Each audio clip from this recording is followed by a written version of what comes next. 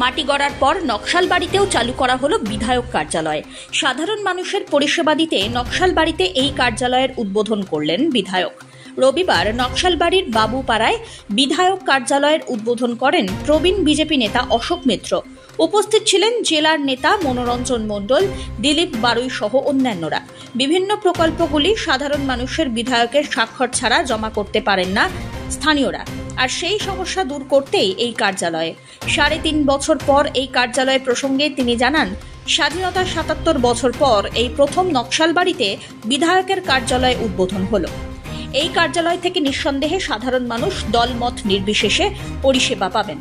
সপ্তাহে 2 দিন নিজে থেকে পরিষেবা দেবেন তিনি।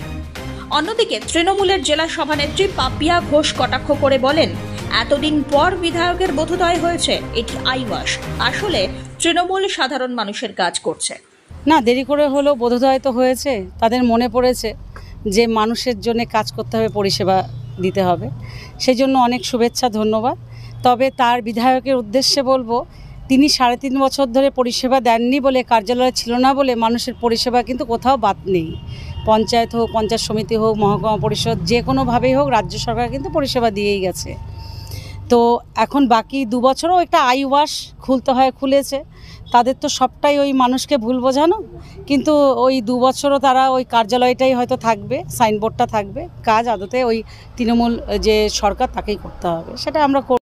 রাজনীতি করার জন্য তো আমি রাজনীতি করি না, এটা হঠাৎ করেই রাজনীতি এসেছি এটা বলতে পারেন। তবে মানুষের সেবা করার আপ্রাণ চেষ্টা করি, সাধারণ মানুষের যাতে কোনো কাজে লাগতে পারি সেই চেষ্টা আমার সর্বদা থাকে। দেখুন, এটুকু আপনাদের বলতে পারি, আমাদের রাজ্যে বা আমাদের দেশে যে সমস্ত বিধায়ক নয় সাংসদ রয়েছেন, তাদেরও কিন্তু কোনো সাংসদের 2টো করে অফিস নেই। কিন্তু আমার এই বিধানসভাতে 2টো ব্লক রয়েছে। অলরেডি মাটিগ্রাম ব্লকে আমার একটা বিধায়ক কার্যালয় রয়েছে, এবং তারপরেও নকশালবাড়ি ব্লকে কিন্তু আমি আরেকটা কার্যালয় এখানটায় করেছি। তো স্বাভাবিকভাবে যে কথা আমি প্রথমেই বলেছি, যে স্বাধীনতার ৭৭ বছর অতিক্রান্ত হয়ে যাওয়ার পরেও নকশালবাড়ির জনগণ কিন্তু কখনো বিধায়ক কার্যালয় দেখেনি। আজকে সেই ইতিহাস এখানটায় তৈরি হচ্ছে। স্বাভাবিকভাবেই হয়তো আমারও অনেক ধরনের সমস্যা বা এই ধরনের কাজ বা একটা অফিস মেনটেন করার জন্য যে সমস্ত খরচ, সেটারও একটা ব্যাপার থাকে। শেষ হলেও মানে শেষের দিকে হলেও নিশ্চিতভাবে আর ভালো কাজ, শুভ কাজ হচ্ছে, এবং নকশালবাড়ির জনগণের পাশে থাকার চেষ্টাটা এটা আমি বড় করে দেখছি।